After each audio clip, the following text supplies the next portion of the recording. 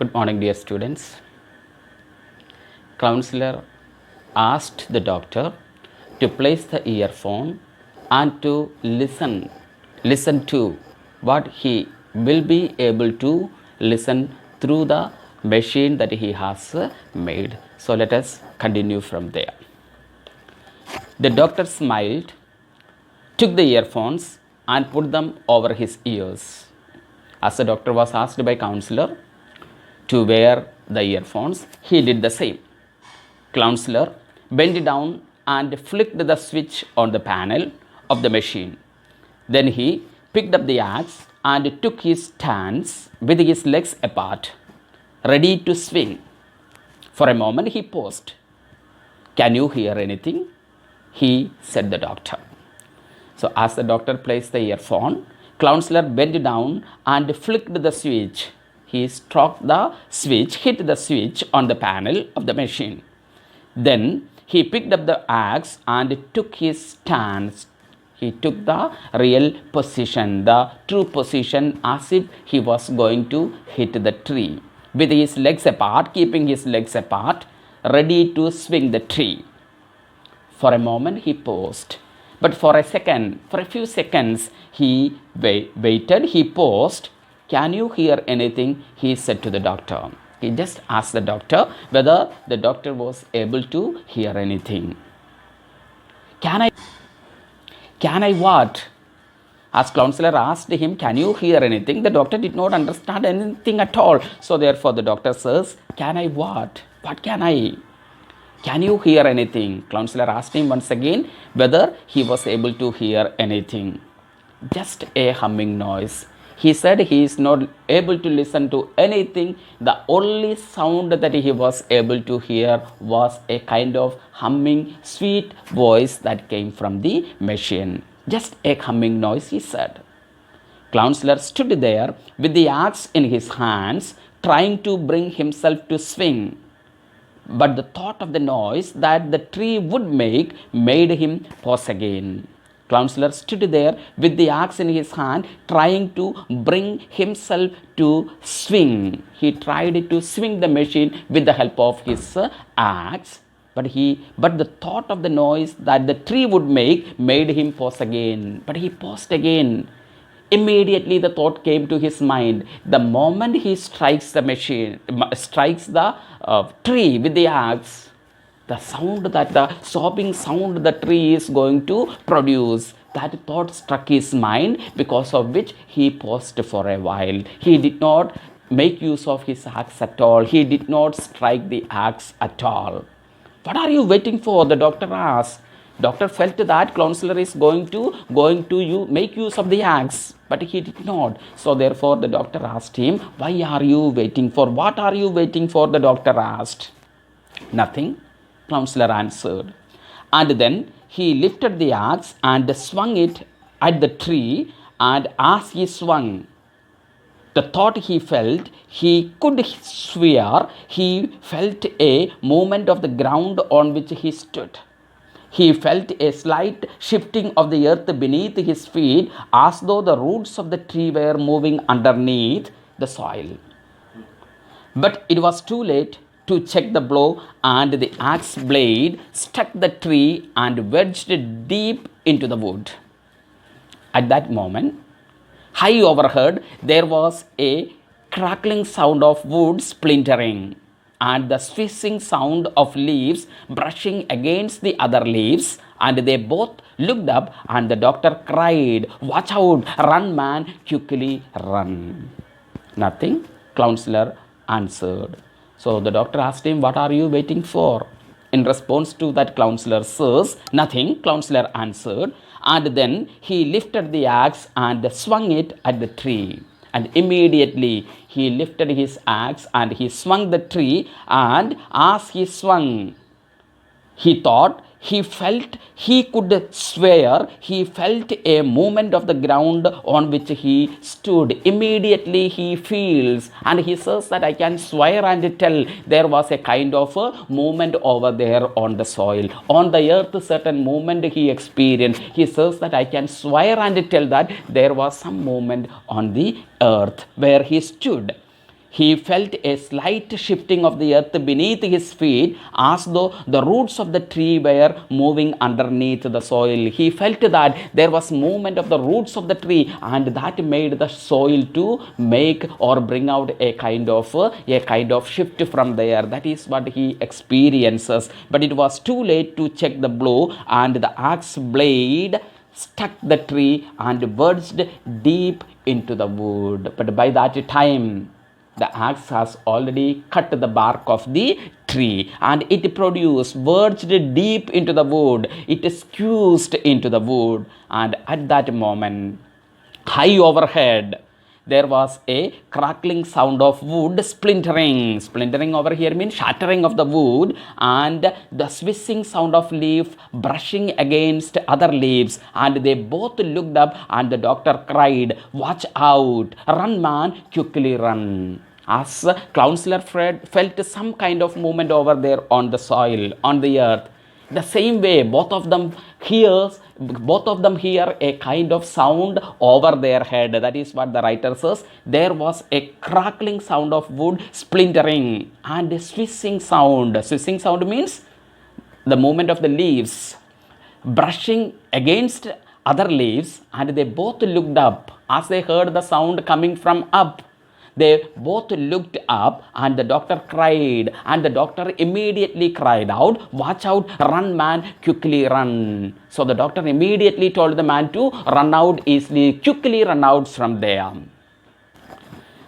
Something had happened over their head. That was the reason doctor told the man to run away from there.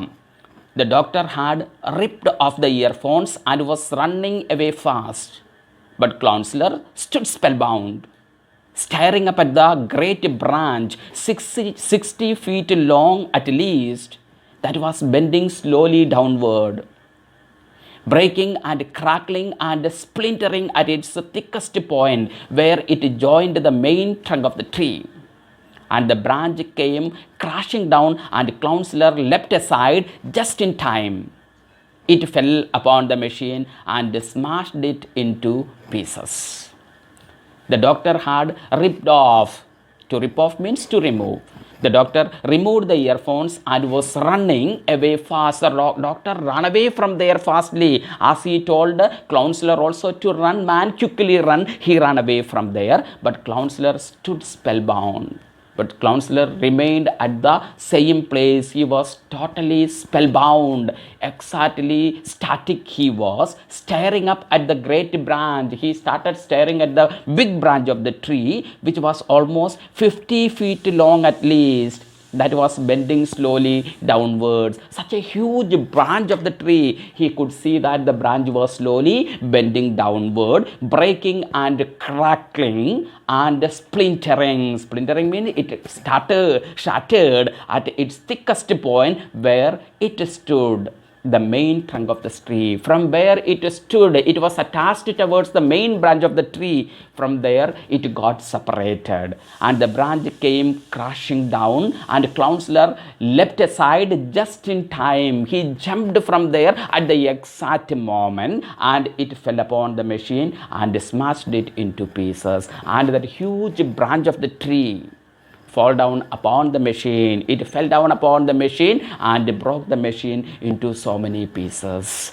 Nothing happened to him. He was totally spellbound as he looked upwards. He could see the huge branch of the tree falling down. They have just cut once at the trunk of the tree, but a huge branch of the tree collapsed from there exactly as the moment he hit the trunk of the tree with his axe, and it collapsed. He was totally spellbound. He did not understand what was occurring there. And he ran away. He was able to run away, and exactly at that moment, the huge branch of the tree fell down upon the machine, making it into so many pieces. "Great heavens!" shouted the doctor as he came running back, calling out the name. "Oh, great heavens!" He ran back towards him. That was a near one. "Fortunately, we are escaped." That is what he says. "I am happy that you are safe." The doctor did not know that Counselor will be escaped. He felt that Counselor will be dead there. That is what his experience. And he felt, I thought it had got you. I felt that the tree has totally damaged you. Counselor was staring at the tree. His large head was leaning to one side, and upon his smooth white face there was a tense, horrified expression. Slowly he walked up to the tree and gently he prized the blade loose from the trunk. Counselor was staring at the tree. He was still spellbound. He started staring at the tree. His large head was leaning to one side, and upon his smooth white face there was a tense and horrified expression. His expression on the face now is totally horrified expression, a kind of tension that was visible on his face.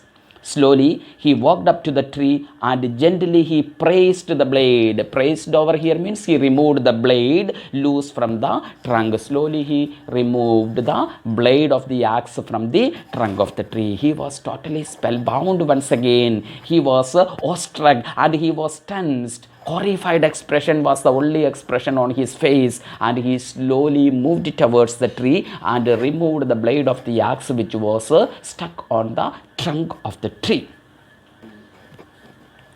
Did you hear it? He said, turning to the doctor. His voice was barely audible. So he asked the doctor, did you hear it, doctor? He said, turning towards the doctor. His voice was barely audible. It was scarcely audible. His sound was not audible at all. But he asked the doctor, did you hear? Not very loudly, so softly he asked the doctor whether the doctor was able to hear it.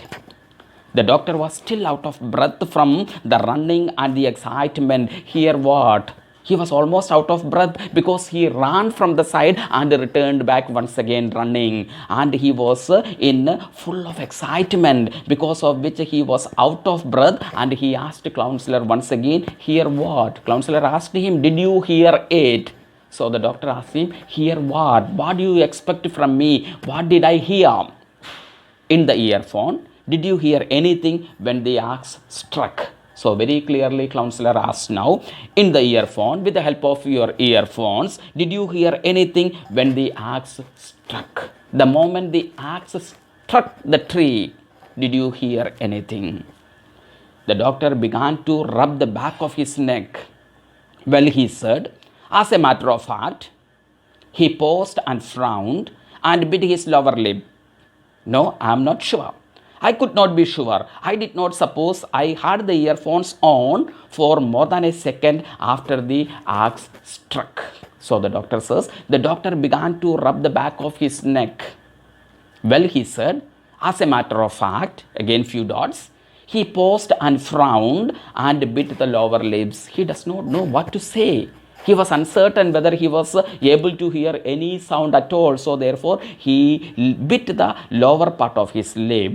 No, I am not sure. I couldn't be sure. He says very frankly, I am not sure. I am uncertain whether I could hear any sound at all at the moment you struck the trunk of the tree. I don't suppose I had the earphones on for more than a second after the axe struck. The doctor says that I don't think I had the earphones at my ears. It remained maybe for a second after you struck the tree. I removed the earphone instantly and I ran away from there. So therefore, how can I say whether I was able to hear any voice? That is what the doctor says. Doctor started thinking whether he was able to hear anything at all.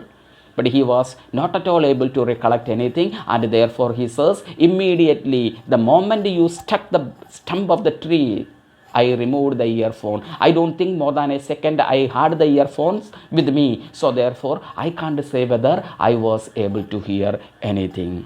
Yes, but what did you hear? But tell me what did you hear? At least 1 second it remains with your ears. So what did you hear? That is what counselor asked the doctor. I don't know, the doctor said. I don't know what I heard. Probably the noise of the branch breaking. He was speaking rapidly, rather irritably. I don't know, the doctor said. Doctor says, I don't know what did I hear. I don't know what I heard. I am uncertain what did I hear. I am uncertain what I heard. Probably the noise of the branch breaking. Probably. Sometimes I must have heard about the sound of the branch broken branch of the tree. That could be the sound I must have heard about. Even that I am not clear about. He was speaking rapidly, rather irritably. He was irritated as well. So therefore he spoke very rapidly, very speedily, as well as in an irritable manner. What did it sound like? Counselor leaned forward slightly, staring hard at the doctor. Exactly what did it sound like? Counselor wanted to know exactly what the sound the doctor was able to hear. So therefore, the doctor is not speaking anything very clearly, distinctly to him. So therefore, what did it sound like? Counselor leaned forward slightly, staring hard at the doctor. He stared at the doctor and asked the doctor exactly what did it sound like. What was the exact sound that you were able to hear? Oh hell, the doctor said, I really don't know. I was more interested in getting out of the way. Let's leave it. Doctor was trying to save his life. So therefore, he was not at all interested to listen to the sound that the machine produced. For him, life was more important than the sound the machine produced. But that was not the case with Counselor. Counselor dedicated his life as he wanted to know whether the inanimate objects, or maybe the animate objects like trees, whether they are able to bring out some kind of noise.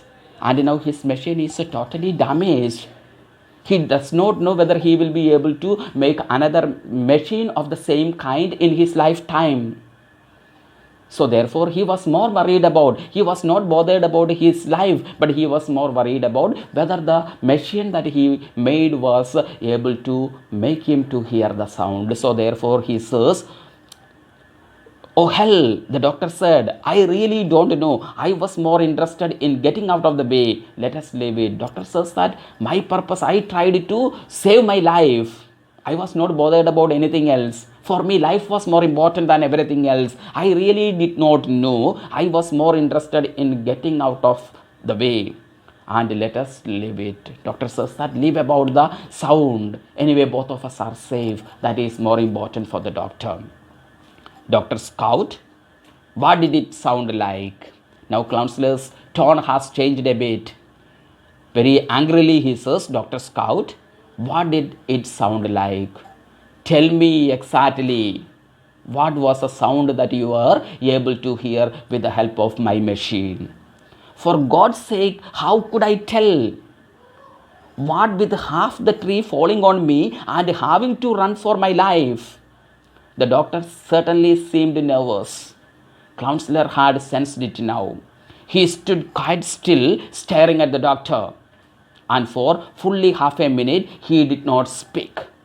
The doctor moved his feet, shrugged his shoulders, and half turned to go. Well, he said, we would better get back. For God's sake, how could I tell? Asked Counselor asked him once again, what did it sound like?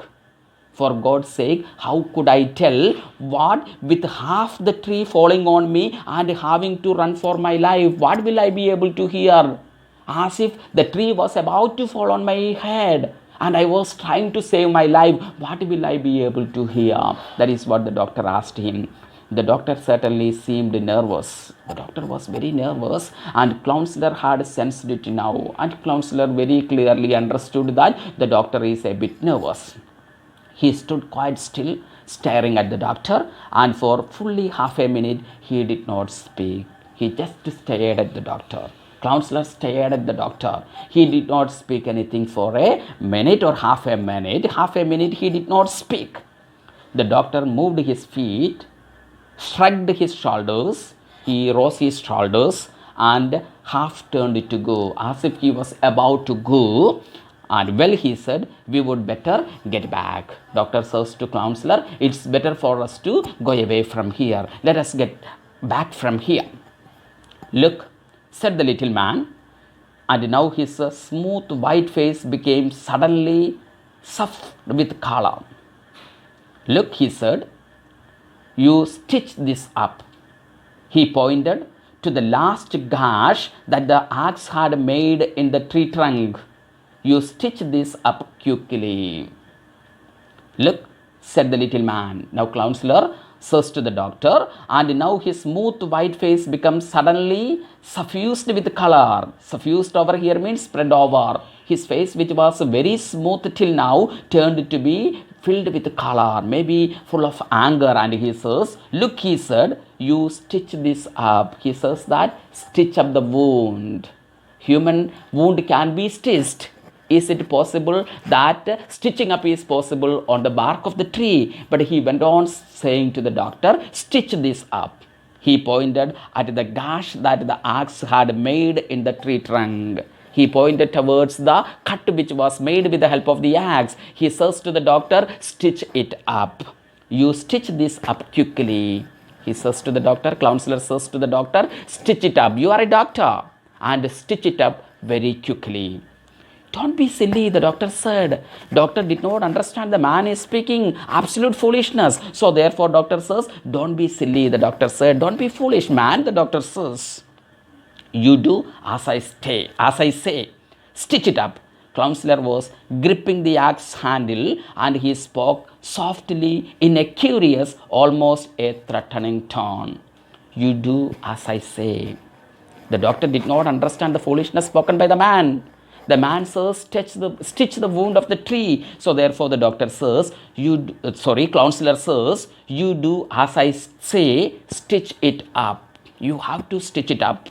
Counselor was gripping the axe handle. He held very firmly the hand of the axe, and he spoke softly in a curious, almost in a threatening tone. In a threatening tone he spoke, though his words were soft, but at the same time, in a threatening tone, he told the doctor, you do as I say.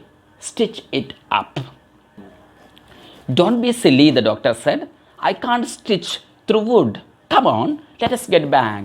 Very plainly the doctor says that, don't be silly, don't be foolish, man, said the doctor. I can't stitch through the wood. How is it possible for me to stitch through the wood?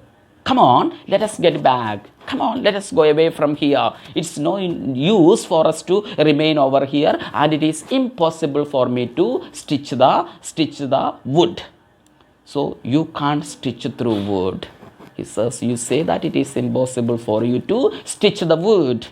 No, of course not. Very clearly the doctor says, of course it is impossible for me to do at all. Human wound I can stitch. Animals it may be possible for me to do.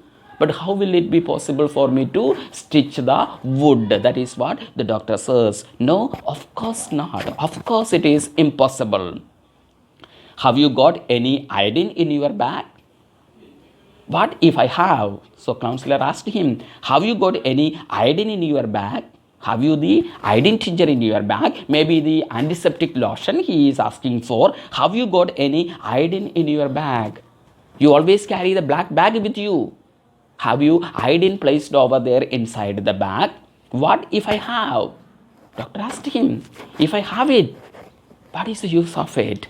What even if I have the iodine tincture with me? Then paint the cut with the iodine. It will sting, but that can't be helped. He says that, then paint the cut with the iodine. If you have the iodine with you in your bag, take it out and paint the tree with the iodine. Apply iodine tincture into the cut part of the tree. The part of the tree which is cut, paint with the iodine. That is what he says. Then paint the cut with iodine. It will sting. Certainly it will hurt the tree. The tree will experience the pain, and that is certain, but that can't be helped. We can't do anything with it. But at least the tree will be cured. The tree will be healed. That is what counselor feels. So therefore he says, take out the iodine and apply it to the branch of the tree where the cut is made. Now look, the doctor said. And again he turned as if to go. Let us not be ridiculous. Let us get back to the house, and then... So the doctor says, now look, the doctor said, and again he turned as if to go. The doctor turned back once again as if to go away from there. Let us not be ridiculous. He says that, let us not be foolish, my dear fellow man. Let us get back to the house, and then let us get back to the house, and then... Again few dots are placed there. The words of the doctor is incomplete. So the doctor wanted to speak something more, but he interrupts. Let's see. Paint the cut with iodine.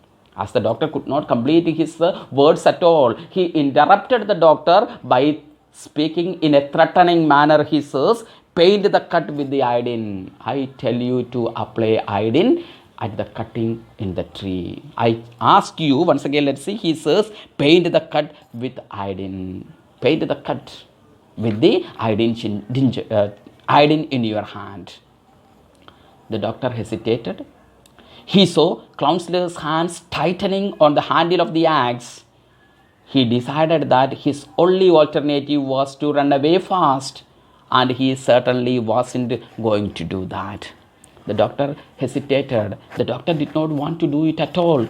The doctor knows that iodine tincture is not going to help at all. So he was a bit hesitant to do that. The doctor hesitated. He saw Counselor's hands tightening on the handle of the axe. At the same time, he observed Counselor, and he saw that he was very strongly catching hold of the axe catching hold of the handle of the axe, very firmly tightening on the handle of the axe. He decided that his only alternative was to run away fast. He felt that the only alternative left for him is to run away from this man who is almost frantic. That is what he felt about. The only option that is left with him is to run away as fast as possible for him. And he certainly wasn't going to do that. And he decided that he will not run away. The only way for him, he felt that, is to run away from. But he decided he will not run away. All right, he said, I will paint it with the iodine. So doctor decided that he will apply iodine. He knew that the only alternative that was left with him is either to run away from there, but he decided he won't be doing that. So therefore, he has no other option left with him now. So therefore, he says, Counselor, that he will apply or he will paint iodine. All right, he said, I will paint it with iodine. I will paint the tree with iodine. He got his black bag, which was lying on the grass about 10 yards away, opened it, and took out a bottle of iodine and some cotton wool. He went up to the tree trunk, uncorked the bottle, tipped some of the iodine into the cotton wool, bent down, and began to dab it into the cut. He kept one eye on Counselor, who was standing motionless with the action in his hands, watching him. He got his black bag, which was lying on the grass about 10 yards away. He got the bag, which was far away, a bit away from him, 10 yards away from him, and he opened the bag and took out the bottle of iodine and some cotton wool. He took out the cotton as well as iodine from the black bag. He went up to the tree trunk. After mixing iodine into the cotton, he went up to the tree trunk, uncorked the bottle, tipped some of the iodine into the cotton wool. Tip over here means mix. So he mixed the iodine into the cotton wool and bent down and began to dab it into the cut. Dab means press it. So he mixed iodine to the cotton, onto the cotton, and after that he started fixing it at the cutting of the tree. He kept one eye on Counselor, who was standing motionless with the axe in his hand, watching him. And with one of his eyes, he observed Counselor, who was standing motionless. The man is totally motionless with the axe in his hand, still holding the axe in his hand, watching the doctor. He was very keenly observing whether the doctor is observing, whether the doctor is following what he has instructed the doctor to do. Make sure you get it right in. So as the doctor turned, with one of his eyes, he turned to Counselor, who was very keenly observing the activity of doctor. Counselor says, make sure you get it right in. Don't look at me. Be sure that you are fixing it at the appropriate place. That is what? Make sure you get it right in. You fix it at the right place. That is what Counselor says to the doctor. Yes, the doctor said. Doctor said, yes, certainly that will be done. Yes, the doctor said. Now, do the other one, the one just above it. The doctor did as he was told. So the man told, there is one more cut. Please remember, first he was all alone. He cut the tree and he could hear the sound. And therefore he ran away to his house to call the doctor. And he came back and he cut once again over the tree. And one of the wounds is filled with the cotton mixed with the iodine into it. And when that work was completed, counselor says to the doctor, now do the other one, the one just above it. There is one more cut just above it. Now do that. The doctor did as he was told. Doctor did exactly what the man had asked him to do, what counselor had asked him to do. There you are, he said, it's done. Yes, once again, there you are, counselor says, yeah, you did it well, there you are. He said, it's done. And the doctor responds, doctor says, yes, it's done, it's already done. He straightened up and surveyed his work in a very serious manner. That should do nicely. Yes, he straightened up and surveyed his work in a very serious manner. Doctor once again observed whether it is properly fixed, whether the cotton is properly fixed at the gash, at the exact cutting, and that should do nicely. And he himself understood that it is done well, that should do nicely. Counselor came closer and gravely examined the two wounds. Yes, he said, nodding his huge head slowly up and down. Yes, that will do nicely. He stepped back a pace. You will come and look at them again tomorrow. So, counselor came closer and gravely examined the two wounds. He came closer now. Once the doctor has accomplished his work, completed his work, now counselor comes closer to it. He came closer and gravely examined the two wounds. Very keenly, that's the meaning of the word here, gravely. Very keenly he observed the two wounds. Yes, he said, nodding his huge head slowly up and down. Yes, he was satisfied with the work of the doctor. Yes, that will do nicely. As the doctor told, doctor was also satisfied once he fixed the cotton mixed with the iodine into the cut. Doctor said it will do nicely. The same thing he repeats. He says, yes, that will do nicely. He stepped back a pace and he moved back a step. You will come and look at them again tomorrow. And he gives the instruction to the doctor once again.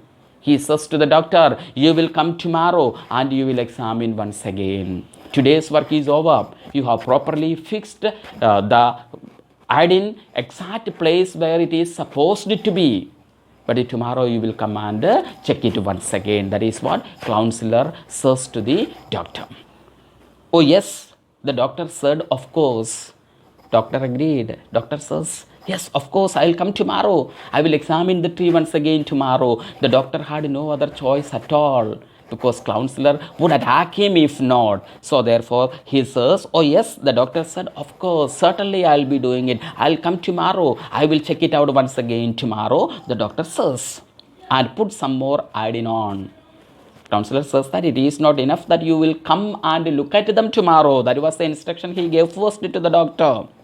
Now he says that, and put some more iodine on. Tomorrow you will come.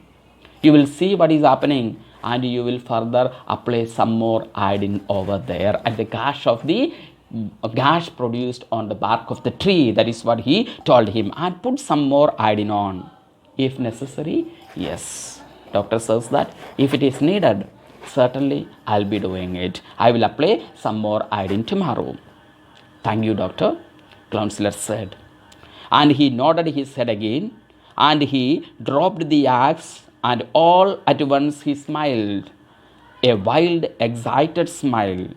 And quickly the doctor went over to him, and gently he took him by the arm, and he said, come on, we must go now. And suddenly they were walking away, the two of them, walking silently, rather hurriedly across the park, over the road, back to the house. As the doctor told, if it is necessary, certainly I will apply iodine tomorrow. Thank you, doctor, counselor said.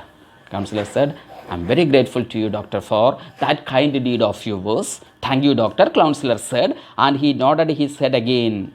and he dropped the axe, and all at once he smiled. He dropped the axe once again down. He was grabbing hold of the axe because he did not know whether the doctor will be following his instruction. So therefore now he dropped the axe, and all at once he smiled. And at once he smiled, and all the expression of anger ran away from him. He started smiling now. He looked at the doctor. After removing the axe, he removed the axe from his hand, looked at the doctor, and he smiled. A wild, excited smile. It was a smile of excitement, an excited smile. And quickly the doctor went over to him. As the doctor saw the change on his expression, the angry expression changed into a kind of smile. The doctor slowly moved towards him, and gently he took him by the arm and said, he caught hold of him in his arm, and the doctor says, come on, we must go now. Very gently the doctor speaks to counselor now. Come on, let us return back now. And suddenly they were walking away, and both of them suddenly walked away from there, the two of them walking silently. Neither of them did not speak anything at all. Very calmly, very silently, very quietly, both of them walked rather hurriedly across the park. But they were in a hurry, so they hurriedly walked across the park, over the road, back to the house, and ultimately both of them, the doctor as well as counselor, reached back to the house of Mr. Counselor. And that's the way the story comes to an end. We have 4 more stories to complete. Next class, we will begin with the last story, that is B. Wordsworth. We'll proceed with that.